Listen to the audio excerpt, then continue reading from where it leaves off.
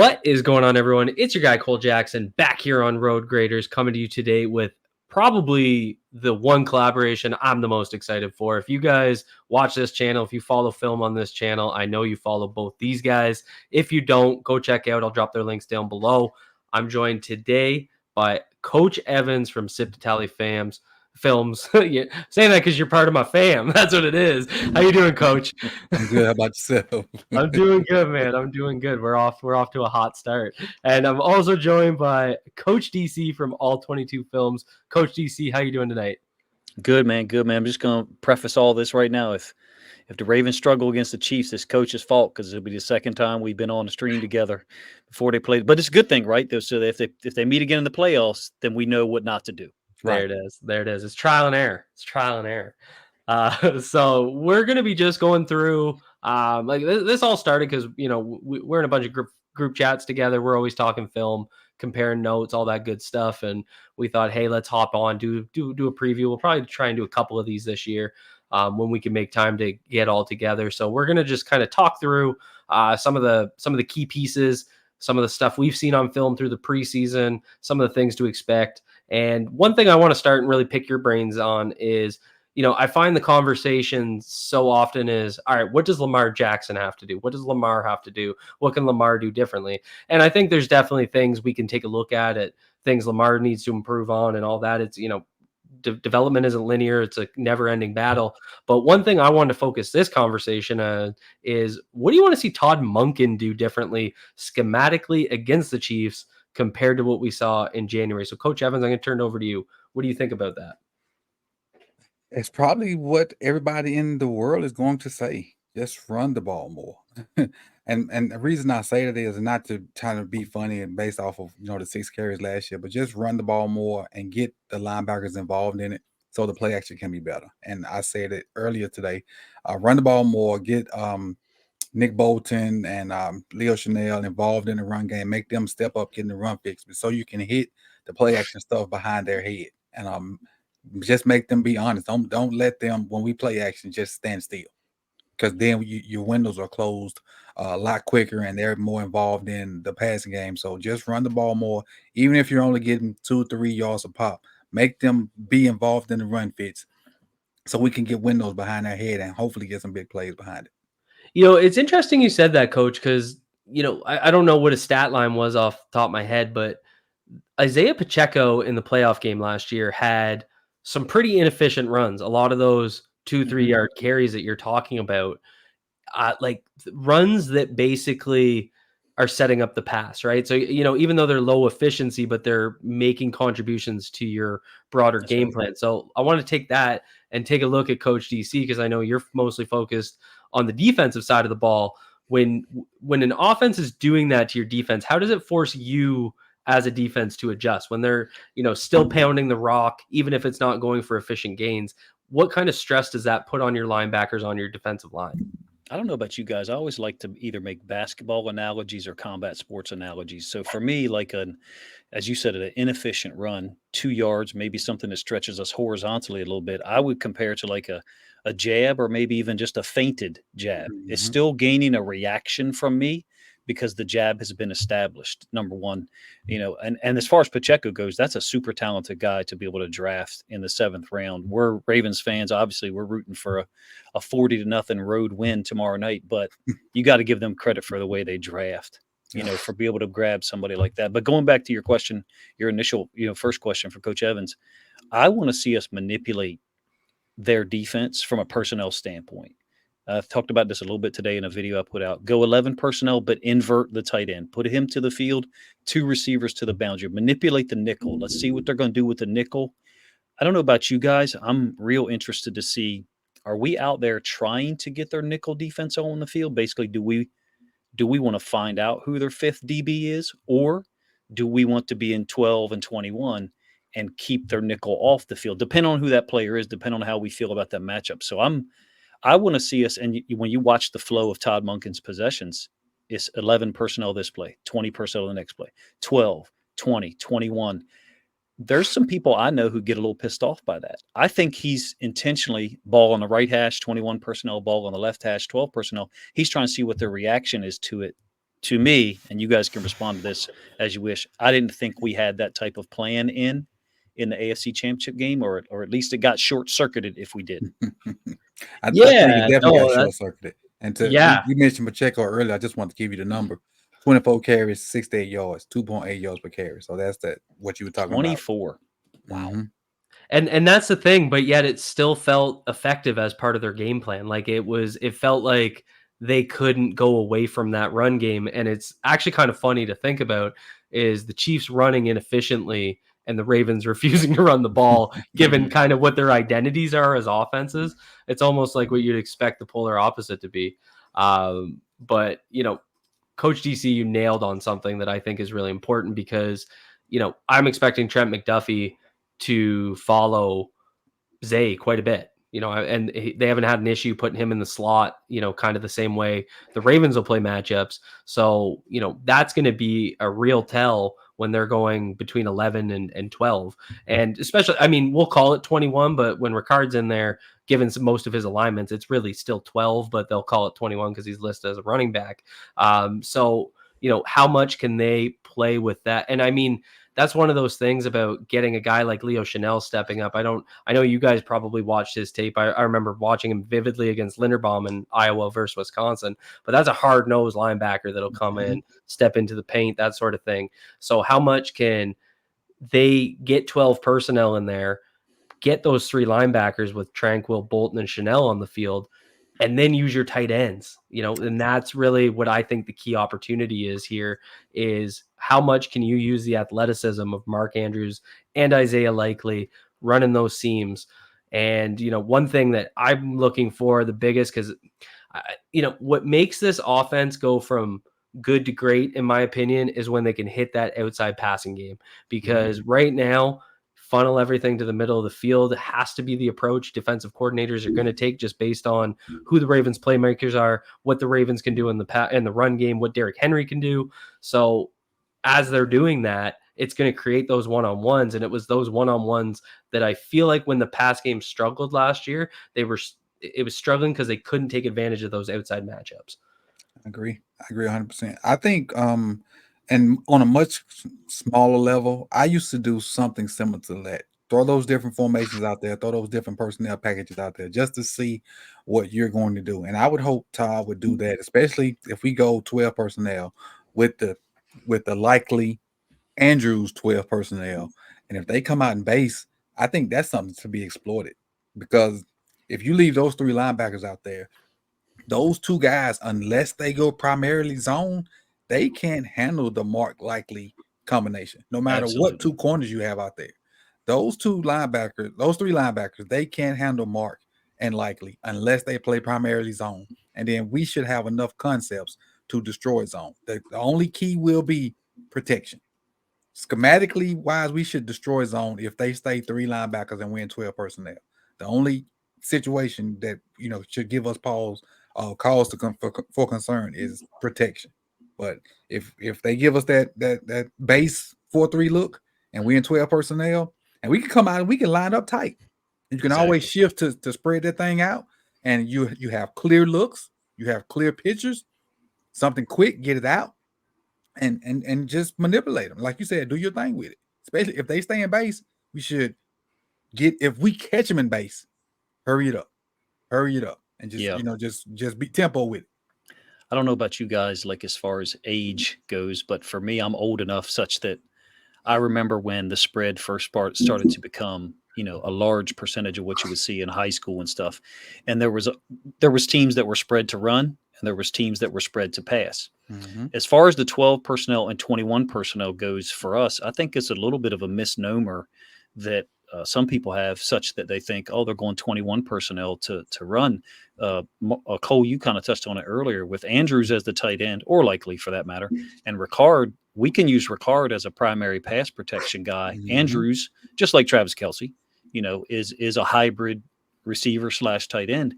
And so we can be 21 to throw, not spread to throw, or we can be 12 to throw. And Likely and Andrews are, they obviously not as big a component run blocking at the point of attack as Ricard, but Monken has schemes that he can use them on to run. I feel like 12 is going to be an interesting dynamic here, especially out of 2x2 formations, whether it's flex, whether it's spread, 2x2 out wide to the right and 2 wide to the left, or whether it's compressed to one side and 2 ends to the right. I love that formation, 2 tight ends to one side, 2 receivers to the other against a base defense, because now you're forcing to that twin side. What do you do? If you apex that inside linebacker out, I know what I got. I know what I got generally, and I feel like Monken's job here is to limit the options that Spagnuolo has by personnel and formation. Correct me if I'm wrong, or how you guys view it. I feel like in the AFC Championship game, we went into it with our somewhat vanilla game plan, and Spagnuolo used all of our data against us. And I think it's our job to give him less data here, less to go by in this first game. I think we got a great chance to win. I'm gonna be honest with you guys. I feel really good about it, which is not usually a great thing. I'm usually Mr. Pessimistic, but to me, we have a lot of choices on offense to keep their defense off task, to not basically tee it up for them. Don't tee it up for them on a tee. Make him have to work to find it. Make his players have to communicate with the different personnel groups and formations that we use. Yeah, I had some third down stuff that I didn't put out on video. I just scratched the video, but they went back to a lot of the Flores stuff too on third down and long force too. That where they would pretty much crowd the line of scrimmage and kind of sit those guys at the sticks, and we still kind of reverted back to trying to make the throws instead of just avoiding the rush and just stepping up and running. So he employed a lot of stuff. I think he emptied his bag on us, and some of the stuff we were prepared for and didn't execute, and then some of the stuff we just weren't prepared for. So I think we'll be prepared for most of the stuff that he showed in the game, and it's just going to be a simple task of adjusting to whatever new he pulled out. But I think we have so much more new that he should be prepared for it too, because now you'll have a healthy Mark who wasn't really healthy, then. Absolutely. And we should have a plan to use Mark and Isaiah together. And then you add Henry in there and whatever he's going to bring, in the run game, because we as much as we started to move toward outside zone stuff, we weren't heavy outside zone. Nope. And now I think you're going to get a heavy dose of it. And Henry's been fairly effective with it. And if we run outside zone the way I think we should run it, that should help those guys that we worry about in the middle. Man, I'm looking at some of this 11 personnel stuff today, and the inverting of the tight end and the receiver, and I started thinking, normally you get in the tight end into the boundary, and I started thinking, well, if we go tight end to the field out of 11 personnel, twins to the boundary, what do they do with the nickel? Do they just roll down the strong safety? Well, at least then now we've limited their coverage umbrella. So I think Monken can control more. And to be real, we've all experienced this as coaches. You don't coach well in your last game of the season, and you learn something from it. It haunts you the entire offseason. I like Todd Monken. I know Coach Evans likes Todd Monken a whole lot. I do too. And I hope that this is going to sound terrible. I hope this haunted him the whole offseason and made him work, incredibly hard. That's how you get better, right? Is forcing yourself to raise your standard. And he's got to, man. At this point, he's got to beat Steve Spagnuolo. He's got to outcoach him at some point, maybe either this game or in the playoffs. Absolutely. And I think there's, getting into that wide zone, that it creates an opportunity to also use Isaiah Likely as a split zone coming back from those 12-man tights, where I think that's when he does his best work, even if you use him as sort of a sniffer block to either, go up on the backside or just cut back on a straight split. That's a real good opportunity to put Likely in a position where he's going to have success. And we all know what Derrick Henry does on those cutbacks. So I think that's a real good opportunity to still run out of that personnel. And it just got brought up, and I kind of want to transition into this. We've all watched a ton of O-line film. It's been one of the key themes of this preseason. So it's just pretty simple question, but kind of want to pick your guys' brains. And Coach DC, I'll start with you. But if I had to ask you right now to put out your best 5 on the offensive line, and I'll drop the video down below. Me and Coach Evans went pretty deep into the O-line last week or the week before. So you can kind of see a really deep preview of that. But if I had to ask you, put out your best 5 on the O-line, Coach DC, what are you putting out there?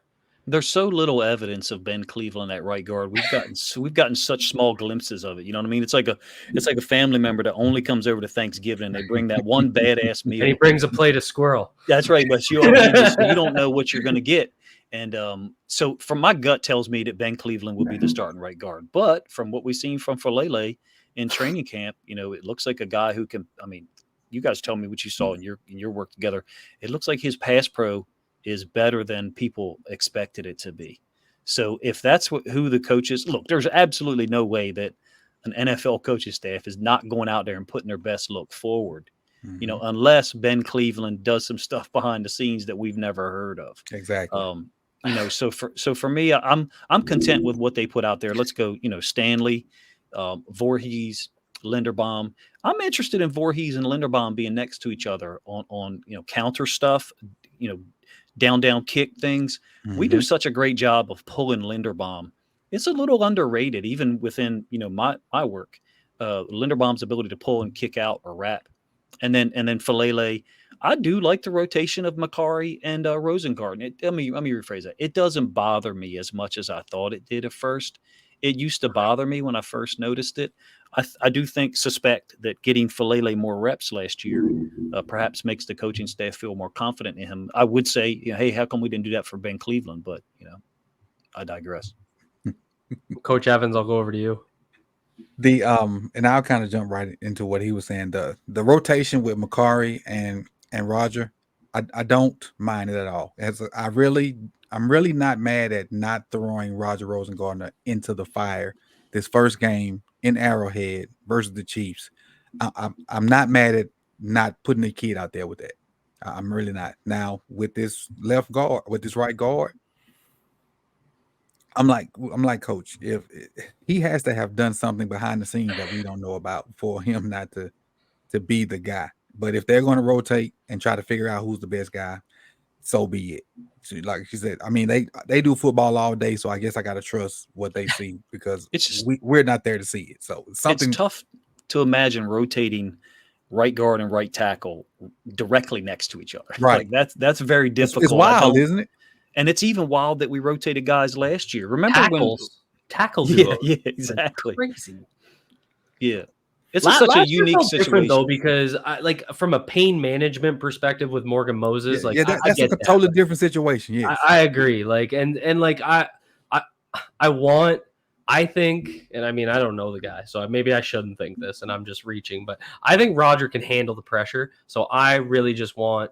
If I have a young tackle that I really believe in, he's got to take those lumps.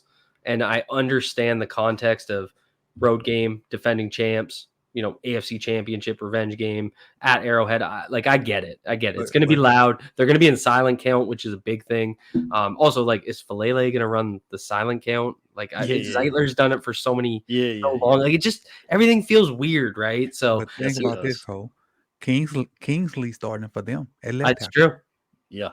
And no talk of a rotation, right? And so it's one of those things where I've seen fans panicking, what are we going to do at right tackle? What are we going to do at right tackle? And then Chiefs fans are just cool as a cucumber. And those two, Roger and Kingsley, are going to be attached at the hip in my mind, just like Ben Cleveland was with Quinn Miners, because they were drafted so closely together, two guys that this fan base talked about a ton.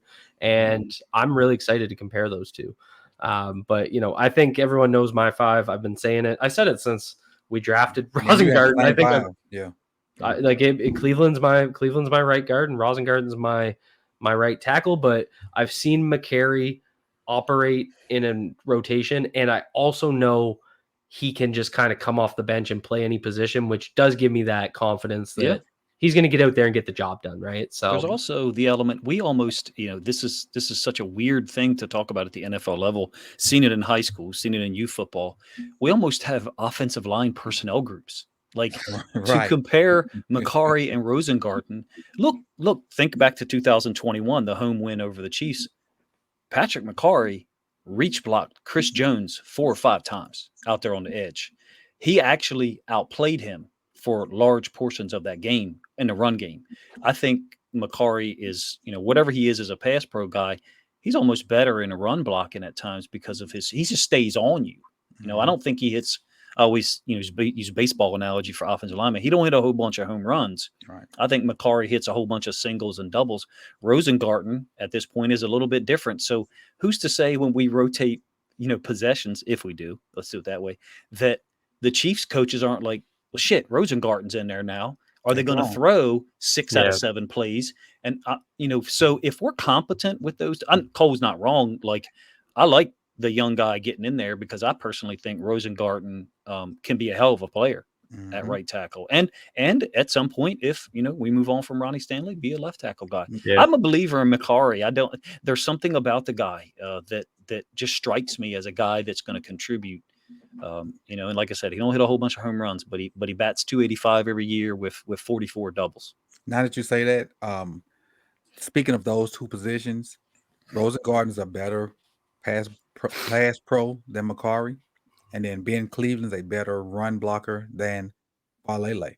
So between the four, we have two Yeah. O linemen. If that makes It sense. feels like a math problem where they're like, they teach you probability. What's the probability? It's an interesting thing that's going to happen tomorrow night. It would not surprise me if on a random 2nd and 3, they bring in Ben Cleveland for Falele, or on a random next possession. Nothing would surprise me at this point. Unfortunately, losing Joe D is something that, since he was here and he's so experienced, having those guys rotate last year in the way that we did at times, it makes me wonder, how far ahead of the game are we at offensive line? Or I guess on the other side, how far behind are we? Right. That's something we don't know. We'll get a taste of it tomorrow night. Absolutely. And let's move on to the other side of the ball. And this is a question that I feel surprised that it hasn't been discussed enough, I think. And it's just pretty bluntly, are you comfortable with the edge room? Looking at Owe, Lassa Clowney, Ojabo stepping in, obviously Kyle Van Noy's back. How comfortable are you, and what have you seen specifically from Ojabo in this preseason? Coach Evans, I'll kick it over to you. I'm comfortable right now because we're healthy. Malik, and you got to add Malik to that, because what I think we'll see on first downs, we'll see Malik and Owe on first downs, and then when we get in pass situations, we'll see a combination of Kyle Van Noy, we'll see Ojabo, and you'll see Owe in some of that too. So that's why I think we are, and maybe Tavius in part of that too. And Tavius may be part of the run stopping package too. But with Malik being on up there to be like one of the run stoppers with Owe, as long as we don't have an injury, I'm comfortable with what we got, especially with the different schemes and blitz packages and simulated pressures we're gonna see. So I'm good with the edge right now. Yeah, I agree. I mean, health is the main concern, number one. Number two, there is data that I've had a couple people message me about in terms of Mike McDonald's system helping edge defenders produce more sacks. So I think I'll gain more comfort if I see that we're retaining a lot of the same style in terms of, okay, we're going to bring 4 most of the time, but you don't know which 4 is coming. We're just not going to line up and bring these 4. I love some of the stuff we do where we drop the outside linebacker out, but we drop into the curl and we bring the inside linebacker. That to me seems to fit with Trenton Simpson right now. And so I think I'm comfortable as long as as long as we can continue to produce sacks. I think we had 60 last year or 61, something like 40, 42 last year. For me, I'd be content if we were in that 40 to 45 range at the end of the year. And I don't really give a crap who exactly gets the sacks, because I suspect that everybody's going to eat a little bit, but nobody's going to have 14 or 15 based on the scheme and the amount of depth. We do have a lot of depth at the outside linebacker position to safeguard against injury. Yeah, and I one thing I want to see from Tavius Robinson is when they get into third down packages, I would love to see Matabike inside, obviously, 3 tech, 2 tech, whatever they want to do with him. But get Robinson in there as a 4 tech or something and let him rush from the inside, because I think he's got the power chops to do that. And I think it just gets you a bit more athleticism than you're going to get with some of these other defensive tackles. It's just a different look. And whenever Robinson has, I find rush tight, he's done really well, whether it be from like the 5 tech, even, lined up as an edge outside the tackle. But when he's working that inside game, I thought he's done quite well. As one of his big sack last year, actually came as a 4 tech, almost over, 4 tech. So that's something that I'd like to see them do as a bit of an adjustment. And it gives you an opportunity to get another edge on the field to, again, they can do a lot of creative things with multiple edges on the field. So that's something I'm also really excited. Again, speaking to Coach DC's point, who cares who gets the sacks, is Trenton Simpson in Patrick Queen's role on the blitz game, running the twists. That was something that I just think was so underrated last year, was just how good Roquan and Patrick Queen worked together on some of those blitzes, those twists. There's that one where, Patrick Queen was finishing his twist and he had a clear path to the quarterback, but he just stayed in his assignment and almost looked like his controller broke. and, I have so much respect for that, because people were like, why isn't he finishing the play? And I was like, he's doing his unselfish. job. Yep. Unselfish. And that was one thing that was so underrated about last year's defense, was my goodness, how bought into this system they were. Clowney bought in, Queen bought in, like everybody bought in, and everybody had big years because of it. So that's going to be one of the most underrated things that I want to see under Zach Orr. And I'll say the big thing that excites me is any player that's talked about Zach Orr has talked about how they're bought into him as a coach, right? And he's got that reputation, former player, he's got the swagger, he's got everything you'd want as for a guy that's going to buy into a system. So I'm excited to kind of see him in this transition, and see what his defense looks like, because I know a lot of people are just expecting him to do what Mike did, but I don't think that's going to happen. He's going to have his own stamp on things. He's going to have his own way of doing things. So I'm just excited to see how that works. And one thing that I'm excited to see how he deploys, and one thing I want to pick your guys' brains on, the Ravens are now, the old saying, you can never have too many corners. And it almost feels like they have too many corners, because they can't get all these outside corners on the field at the same time. If you're having Marlowe and Stevens as your starting outside corners. So, with getting Wiggins on the field, what would you guys do personnel wise in the defensive backfield to kind of maximize what you can do with this rotation, with Hamilton, all this fun stuff? So Coach DC, I'll start with you.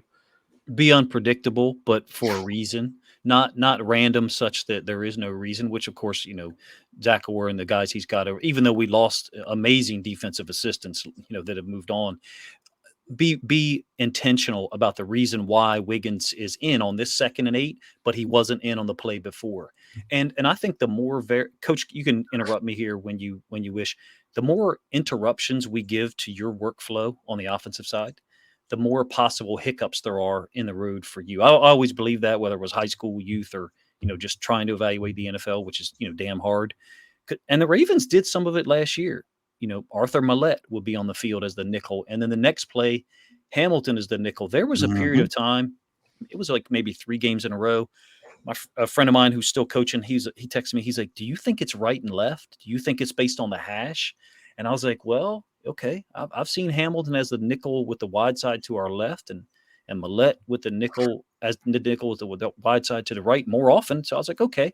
And then like 3 plays in a row was totally switched. I was like, all right, nope, I don't know. And so I think that's what we would like to install in some of the offensive coordinators, minds at the nickel position, because we have a lot of options there. Ardarius, Millette, and I call Kyle Hamilton the Hulk, at the nickel position. And I think we have the same dynamic at corner. I hope we get Wiggins on the field early and often. And I hope at some point he gets beat by something, so it makes him better. Unless, he's just going to go out there and nobody's going to beat him. But, I saw him give up, a couple catches last year. Devontae Walker beat him, on a vertical up the right side. So, so I hope we rotate them strategically and occasionally bring in Marlowe at the nickel, because in my opinion, we can put those 3 guys out there and really lock up 3 receivers if we want to. In my opinion, I don't know where you guys are with Marlon, whatever people think of him as an outside corner, but if you put him at the nickel position, I think his whatever he's lost in athleticism maybe is not as obvious in that moment. I would like to see him at the nickel corner slot position a little bit more often, get Wiggins and Stevens on the field because they're so incredibly athletic. I think I think his best spot is in there. I think you think about this when we can get 6 DBs on the field, and you can have your inside DBs, whatever you want to call them, one being Marlowe, the other being Kyle Hamilton. The possibility of those guys doing whatever is enormous because Marlon's a good blitzer, Kyle's a good blitzer. Both of them are good in coverage. And just think about all the good stuff we got out of Marlette. Marlowe's way better than Marlette. And all that stuff you got out of Marlette, you can get out of Marlowe. And you can put B. Steve and Wiggins outside. Then you can have Eddie and Marcus as your deep guys. Yeah. That's a good 6 back there. If you want to go 6. And then you can have your 3 guys up front and your 2 backers. Let's be honest, it's 3rd and 7 in the NFL. Very few teams are going to run the football. Occasionally you're going to get a screen, maybe a draw, but it's only the really crazy SOBs in the NFL. Ben Johnson from the Lions is one of them. He'll go ahead and run the ball on 3rd. I mean, a legitimate run play. You're not going to get that out of most of these. I'm all for this. Cole, you even mentioned it earlier. I'm all for doing what the Miami Hurricanes did in the 80s, which is let me kick my safeties down to linebacker, kick my linebackers down to DN. I don't mean, absolutely fear with the Ravens, but get as much speed on the field as possible. This is facing Patrick Mahomes with his arm talent and all the championships. What gets lost in it is he's incredibly slippery. Yep. And you have to, I think, at certain moments, you have to say to yourself, hey, this particular D tackle we're putting on the field is literally not capable of tackling him in the space that's going to be provided. So I'm all for it. The dime look, I forget who it is a big proponent of. I think it's Ken at Film Study Ravens, a big proponent of dime. Man, anywhere you put Kyle Hamilton, I feel like he's going to have an impact. Yeah, and I would feel even strong. Like, I completely agree about Marlowe's usage, and I would feel even stronger if Hollywood Brown was playing this game, because if they have the 2, outside spots being Worthy and Brown, I have no problem asking Stevens and Wiggins to run with them, right? Like, just get out there, run with them, be athletic. And Marlowe also has the added advantage with his physicality, what he can do attacking the football. He becomes an option to be on Kelsey as well, right? So as if he's in there on that slot and he ends up in his own coverage alignment where he's against Kelsey, I think that's a good matchup for us. So I do think that's probably your best lineup, is having Williams and Hamilton in that split look, Marlowe on the inside. Like, I have no issue with that. And I don't even mind, some of the things from what Brandon Stevens did as a safety. I think he can come inside a little bit too, even though he hasn't been used that way since he transitioned outside corner. But we know he can do it from his time at safety, and he has that versatility. So it's just, again, the more you can do, the more looks you can show that offense. It's kind of what we just talked about on the offensive side of the ball. The more you can do, the more multiple you can be. It just allows you to kind of feel it out and go back to that boxing analogy. The more types of jabs you can throw, you can try and set up that straight, set up that hook. So that's really what I'm hoping to see, tomorrow out of them. Did you guys feel like our offensive and defensive calls in the preseason may have been scripted to a certain extent? Oh, defense, big time. Like, defense was just super vanilla. Vanilla. It felt like Dean Pease was back and they were just going Tampa 2 all day. Like, it was just, I know everyone was upset about the D line, and I get it. Like, there were plays where they were just getting comboed and, guys were just getting eaten, but they didn't do anything different. Like, they didn't show anything.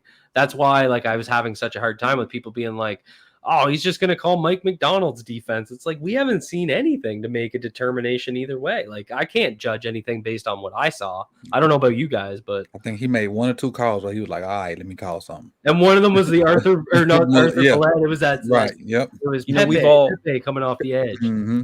We've all gone into scrimmages, and you have things you're trying to find out, right? I vividly remember 2 scrimmages. I wasn't there. So I scripted the whole sequence because I was out scouting somebody else.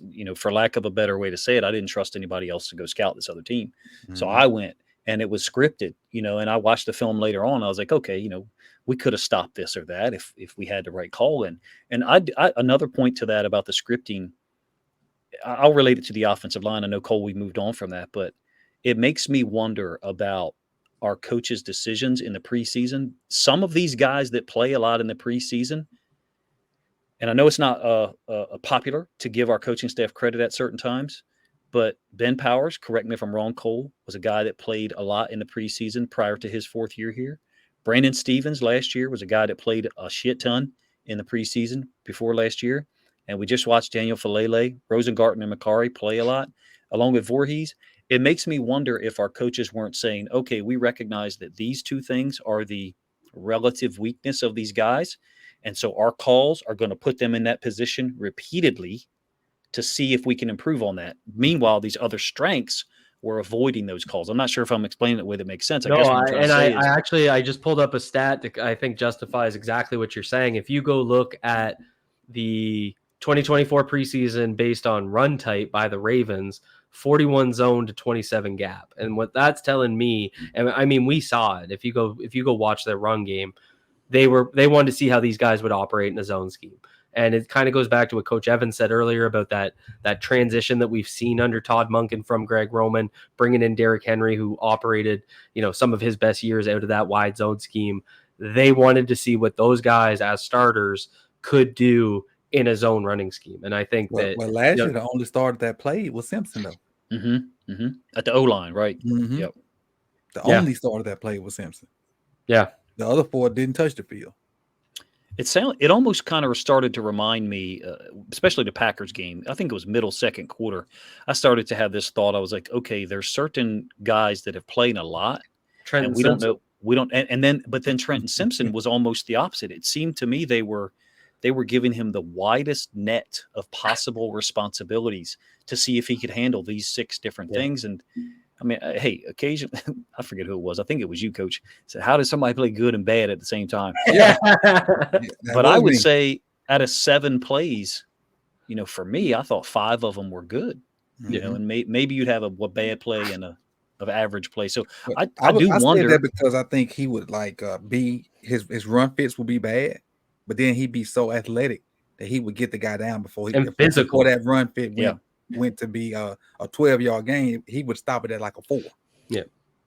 Yeah, and he just has that margin for error where his athleticism and his physicality get him off blocks, right? And that was the biggest difference between first, second year Patrick Queen and first, second year Trenton Simpson was when Queen was still getting used, and we saw it in last year, especially year 3. I still think we saw it a lot more than people want to give him credit for.